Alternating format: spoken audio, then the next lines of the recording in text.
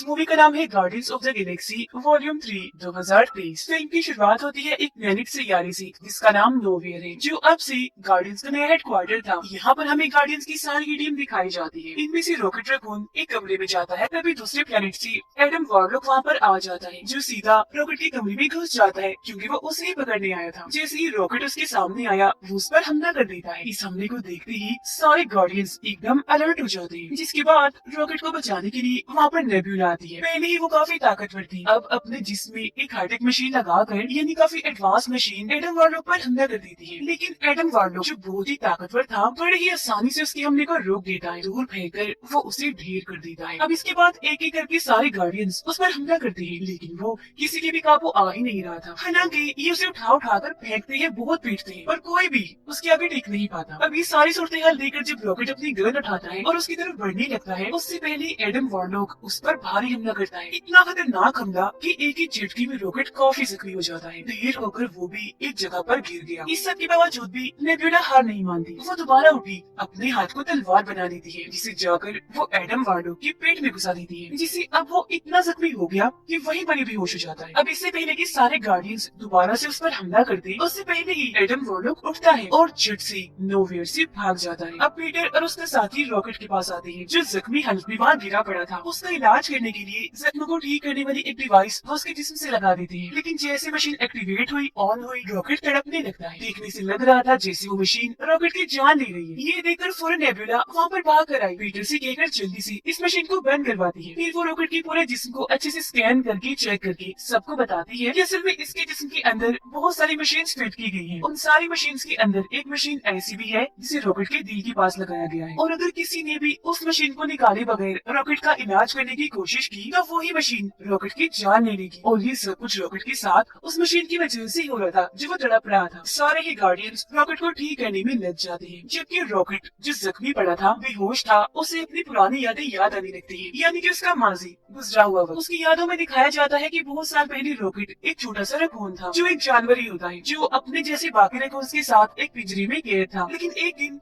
High evolutionary वहाँ पर आया, उसने रॉकेट को चुरा लिया, जिसके बाद उस पर एक्सपेरिमेंट किया, जिसके बाद रॉकेट का दिमाग बहुत तेज हो जाता है। उसकी जहानत, उसकी ताकत हाई एवोल्यूशनरी से भी काफी ऊपर चली जाती है। लेकिन जैसे एक्सपेरिमेंट पूरा होता है, बेचारे रॉकेट को दूसरी जेल में डाल दिया जाता है, जहाँ उसके जैसे और भी कई सारे जानवर थे। उन्हें भी यहाँ पर कैद करके लाया गया था एक्सपेरिमेंट करने के लिए। वो 3 जानवर थे जिनकी रॉकेट से दोस्ती हो जाती है। उधर नेब्यूला रॉकेट के पूरे जिस्म को चेक करके ये पता लगवा देती है कि उसके अंदर जो मशीन फिट की गई है, उन्हें कहाँ बनाया गया था। तो वो सभी सोचने लगे कि अगर हम उस जगह पर चले जाए जहाँ पर इन मशीन को बनाया गया था, तो हो सकता है हम रॉकेट को ठीक कर दें। और फिर अगले ही पल वो वहाँ पर जाने का फैसला करते हैं, जो एक दूसरा प्लेनेट था जिसका नाम ऑर्बोस्कोप था। पीटर अपनी पूरी टीम को तैयार कर लेता है, जबकि अपने 2 साथियों को यहीं पर नोवेयर में ही छोड़कर जाता है और उनसे कहता है यहाँ का ख्याल तुम दोनों को रखना है। फौरन बाद बाकी टीम को लेकर पीटर अपने मिशन पर निकल गया। अब हमें दिखाया जाता है हाई इवोल्यूशनरी, जहाँ उसके पास ही एडम वॉरलॉक और उसकी मोम थी। यहाँ एडम वॉरलॉक की मोम हाई एवोल्यूशनरी से कहती है कि मेरा बेटा भी बहुत छोटा है, यही वजह है कि वो मिशन में फेल हो गया, रॉकेट को नहीं ला पाया। जो बात सुनकर हाई एवोल्यूशनरी काफी गुस्से में आ गया, कहता है कि मुझे कैसे भी करके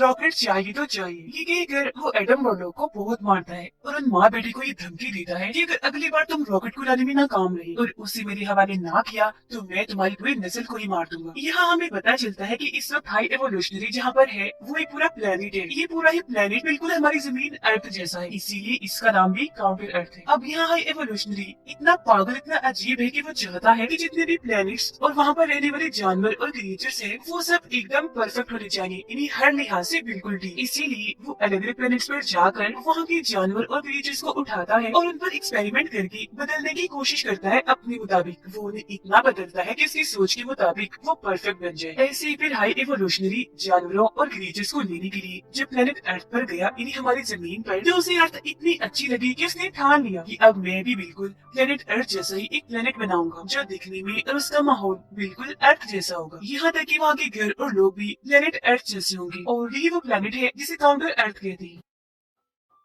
गार्डियंस की टीम अपने शिप में बैठकर ऑर्बोस्कोप के पास पहुंच गई, लेकिन इससे पहले कि वो ऑर्बोस्कोप के अंदर जाते, उनकी शिप में कुछ लोग आ जाते हैं, जिनमें से एक होती है गमोरा। यहाँ ये सारे लोग पीटर क्विल और बाकियों को बताते हैं कि हमें यहाँ पर असल में नेबुला ने बुलाया है, क्योंकि उसने हमसे वादा किया है कि वो हमें 1 लाख का इनाम देगी अगर हम उनके साथ चलकर उनकी मदद करेंगे। इसीलिए अब हम भी तुम्हारे मिशन में तुम्हारा साथ देने आए हैं। अब जैसा कि मैंने आपको बताया, रॉकेट बेहोश है। उसकी यादों में माजी में दोबारा से हम देखते हैं कि हाई एवोल्यूशनरी ने अब तक जितनों पर भी एक्सपेरिमेंट किए थे, उनमें से सबसे बेस्ट और परफेक्ट रॉकेट ही था, क्योंकि सबकी निस्बत रॉकेट का दिमाग बहुत तेज है। सबसे पहले हाई एवोल्यूशनरी रॉकेट को पकड़कर उसके दिमाग का टेस्ट लेता है, और जब रॉकेट उस टेस्ट को पास कर लेता है तो हाई एवोल्यूशनरी ये समझ गया कि रॉकेट सच में बहुत होशियार स्मार्ट है। जिसके बाद उसने रॉकेट को काउंटर अर्थ दिखाया, जहाँ पर रॉकेट उड़ते हुए रॉकेट को देखकर पूछता है कि ये क्या है, जिस पर हाई एवोल्यूशनरी कहता है कि ये रॉकेट है जो हमेशा हवा में उड़ता है। जिसके बाद वो रॉकेट के दिमाग को और टेस्ट करने के लिए एक लैब में लेकर आया। वो रॉकेट को वहाँ एक चेम्बर दिखाता है और उसकी आंखों के सामने चेम्बर के अंदर एक टर्टल कछुए को डालता है, और अब वो उस कछुए को बदलने की कोशिश करता है। अब वो कछुआ बदल तो जाता है, लेकिन साथ ही वो बहुत ज्यादा अग्रेसिव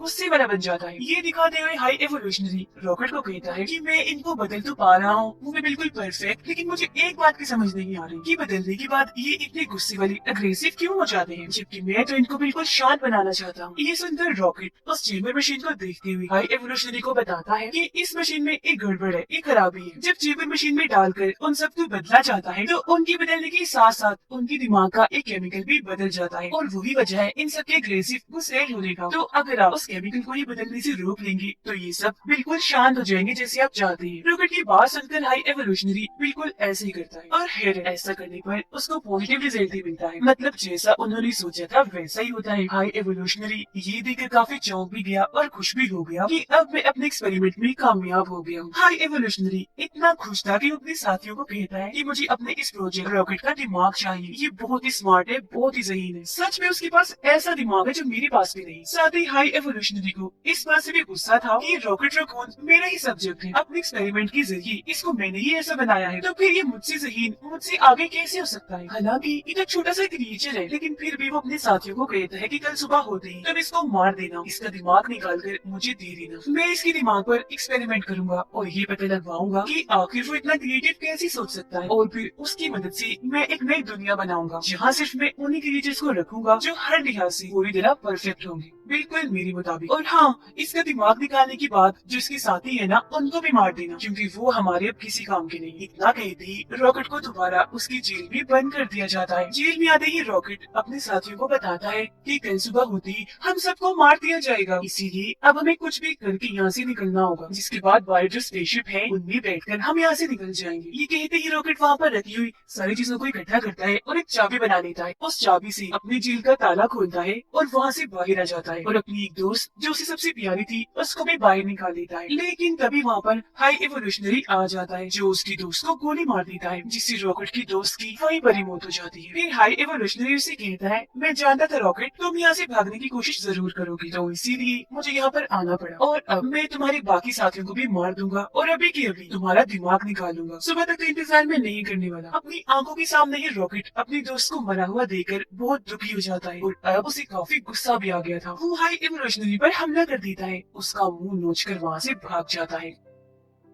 जैसे तैसे वहाँ से बाहर आकर स्पेसशिप में बैठा और उसे लेकर वहाँ से निकल गया। यानी इस तरह से वो हाई एवोल्यूशनरी की कैद से आजाद हुआ था। उधर गार्डियंस की पूरी टीम गमोरा के साथ मिलकर उस प्लेनेट ऑर्बोस्कोप में आ जाती है। फिर ये वहाँ पहुँचकर मेन एरिया में आ गए। इस जगह पर रॉकेट की सारी जानकारी थी। रॉकेट की फाइल को वहाँ से लेकर बाहर निकल आती है। फिर अपनी शिप में आने के बाद गार्डियंस की टीम रॉकेट की फाइल को खोलती है। उस फाइल के जरिए इन सबको पता चल जाता है कि अब तक रॉकेट के साथ क्या क्या हुआ। जिसके बाद रॉकेट की यादें, उसकी माजी की जो कहानी हमने देखी, वो सभी गार्डियंस की टीम भी देख लेती है। सभी गार्डियंस जान जाते हैं कि हाई एवोल्यूशनरी ने रॉकेट के साथ बहुत बहुत गलत किया है। वीडियो को देखकर नेबुला को रॉकेट पर बहुत तरस आने लगा। वो कहती है कि इतनी ज्यादती तो कभी भी किसी के साथ भी नहीं हुई। फिर सबको पता चला कि रॉकेट के दिल के पास जो मशीन है जो उसका इलाज उन्हें नहीं दे रही, उस मशीन को एक कोड डालकर निकाला जा सकता है, लेकिन वो कोड क्या है गार्डियंस को पता नहीं चल पाता। ऐसा इसलिए क्योंकि हाई एवोल्यूशनरी के लोग रॉकेट की फाइल से उस कोड को मिटा चुके थे, लेकिन गार्डियंस फाइल के जरिए ये पता लगवा लेते हैं कि उस कोड को मिटाया किसने है और अब उस कोड की जानकारी है किसके पास। तो अभी फैसला करते हैं कि हम मिलकर उस आदमी के पास जाएंगे और उसे कोड छीनकर रॉकेट की जान बचाएंगे। लेकिन गमोरा ऐसा करने से मना कर देती है और उनसे कहने लगी कि वो आदमी इस वक्त एवोल्यूशनरी के पास है, तो अगर हम वहाँ गए तो सारे मारे जाएंगे, इसीलिए अब मैं तुम्हारा साथ नहीं ले सकती। वो फिर अपने एक साथी को अपने लोकेशन भेज देती है कि इस वक्त मैं कहाँ हूँ और मुझे जल्दी से लेने आ जाओ। लेकिन हम देखते हैं कि उसके साथी को ऑर्बोस्कोप में एडम वॉरलॉक और उसकी मोम भी पकड़ लिया है। तो जैसे गमोरा अपनी लोकेशन भेजती है उसके बारे में एडम वॉरलॉक और उसकी मोम भी पता चल गया था, तो इसीलिए वो गार्डियंस को पकड़ने के लिए जाने लगती है। उधर गार्डियंस जैसे ही हाई एवोल्यूशनरी के पास पहुँचते हैं तो वो इन्हें बताता है कि जानते हो मेरा प्लान क्या है, अब मैं तुम सबको मार दूंगा और तुमसे रॉकेट को हासिल कर लूंगा जो मेरा सब्जेक्ट है। ये सब कुछ मैंने ही किया है, तुम्हें यहाँ पर अपने प्लान के जरिए मैंने ही बुलाया है। जिसके बाद अपने लोगों को वे हुक्म देता है कि बाहर गार्डियंस की शिप में रॉकेट है, जल्दी से जाकर उसे ले आओ। फिर हाई एवोल्यूशनरी जाकर अपनी शिप में बैठ जाता है और अपने लोगों को हुक्म देता है कि अब मेरे जाने के बाद इस पूरे प्लेनेट को तबाह कर दो। उसके लोग ऐसे ही करने लगते हैं, शिप को उड़ाकर धीरे धीरे प्लेनेट को तबाह करने लगते हैं। जिससे होता ये है कि वहाँ पर जगह जगह धमाके होने लगते हैं। ये सब होता हुआ लेकर गार्डियंस टीम के दो लोग पीटर और ग्रूट जो वहीं पर थे हाई एवोल्यूशनरी के लोगों से लड़ने लगते हैं। अपने पावरफुल गन से वो उन सभी को शूट करने लगते हैं और उन सब में से उस आदमी को उठा लेते हैं जिसके पास उस मशीन का कोड है जिसके जरिए वो रॉकेट को बचा सकते हैं। अब पीटर के बाकी साथी देखते हैं कि ये पूरा प्लेनेट तबाह हो रहा है जबकि हाई एवोल्यूशनरी अपनी शिप को यहाँ से निकलवा रहा है। अब गार्डियंस टीम के उन तीनों मेंबर्स को ये लगता है कि पीटर और ग्रूट अभी भी स्पेसशिप में हैं, तो उन्हें बचाने के लिए वो स्पेसशिप में चले जाते हैं। लेकिन असल में पहले ही पीटर और ग्रूट उस आदमी को लेकर स्पेसशिप से कूद चुके थे। पीटर और ग्रूट सीधा रॉकेट के पास जाते हैं अपने स्पेसशिप में। वो रॉकेट में उस कोड को डाल देती है जिससे वो मशीन जो उसके दिल के पास लगी हुई थी वो बंद हो जाती है। पीटर उसकी जख्मों का भी इलाज करता है जिससे रॉकेट बिल्कुल ठीक हो जाता है। अब नबीला पीटर से राब्ता करती है और पूछती है कि तुम कहाँ पर हो, तुम्हें बचाने के लिए हम स्पेसशिप में आए थे। पीटर उससे कहता है कि मैं और ग्रूट तो कब से वहाँ से निकल चुके हैं, हम अपने स्पेसशिप में हैं, रॉकेट भी हमारे साथ है जो अब बिल्कुल ठीक है। ये सुनकर बाकी टीम मेंबर्स जल्दी से उस स्पेसशिप से बाहर निकलने की कोशिश करती है, लेकिन पहले वहाँ पर हाई एवोल्यूशनरी आकर उन्हें वहाँ कैद कर देता है। गार्डियंस के वो तीनों मेंबर्स कैद होकर देखते हैं कि यहाँ पर बहुत सारे छोटे छोटे क्रिएचर्स और जानवर हैं जिन्हें हाई एवोल्यूशनरी ने यहाँ पर कैद किया हुआ है क्योंकि वो इन पर एक्सपेरिमेंट करने वाला है। ये देखकर वो सब फैसला करते हैं कि अब हम अकेले ही यहाँ से नहीं जाएंगे बल्कि अब हम इन सबको भी आजाद करके अपने साथ ले जाएंगे।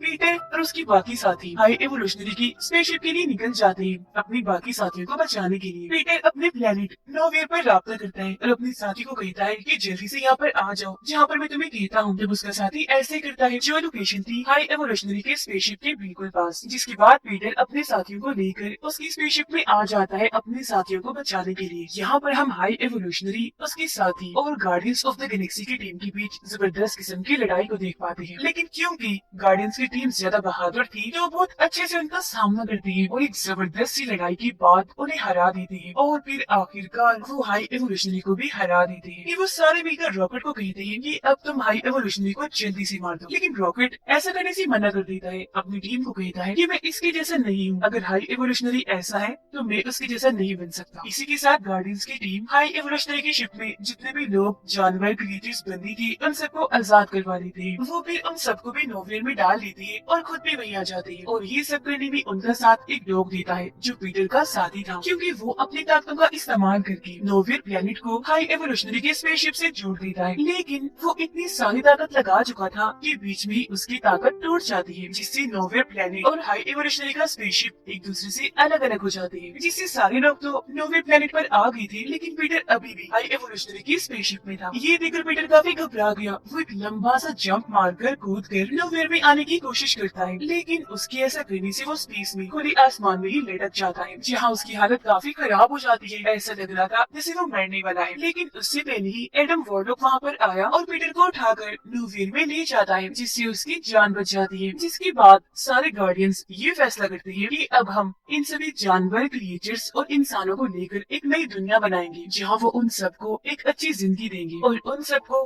वो बनने देंगी जो उनकी ख्वाहिश है। अब पीटर रॉकेट को guardians of the Galaxy team का लीडर बनाकर अपने साथियों को कहता है कि मैं बचपन से ही स्पेस में हूँ, इन्हीं दूसरे प्लेनेट पर, इतने अरसे से अपने फैमिली से दूर, लेकिन अभी भी जमीन पर मेरे नाना जी जिंदा होंगे, मुझे उनसे मिलने जाना है। तो कुछ टाइम के लिए मैं अपने काम से ब्रेक ले रहा हूँ। जिसके बाद गमोरा और पीटर की एक और साथी अपने अपने सफर पर निकल जाती है, क्योंकि उन दोनों को भी वो करने की ख्वाहिश थी जो वो खुद करना चाहती है। अब उनके बाद जितने भी लोग बचते हैं उन सबको एक करके रॉकेट एक टीम बनाता है, जिनकी अब इस नई टीम के अंदर एडम वॉर्लॉक भी होता है, क्योंकि वो सुधर गया था। पीटर जमीन पर आ गया था, जहाँ आकर वो अपने नाना जी से मिलता है। वो भी उसे देखकर बहुत खुश हो जाते हैं। नोवे में गार्डियंस ऑफ द गैलेक्सी का एक मेंबर डांस कर रहा होता है। उसे देखकर वहाँ पर जो बच्चे थे वो भी डांस करने लगते हैं, और उनको देखकर गार्डियंस ऑफ द गैलेक्सी की बाकी टीम भी नाचने लगती है, क्योंकि उन्हें अपनी ये जिंदगी बहुत पसंद आ रही थी। अब वो बहुत खुश थे। और इसी के साथ ये शानदार मूवी इधर ही खत्म हो जाती है।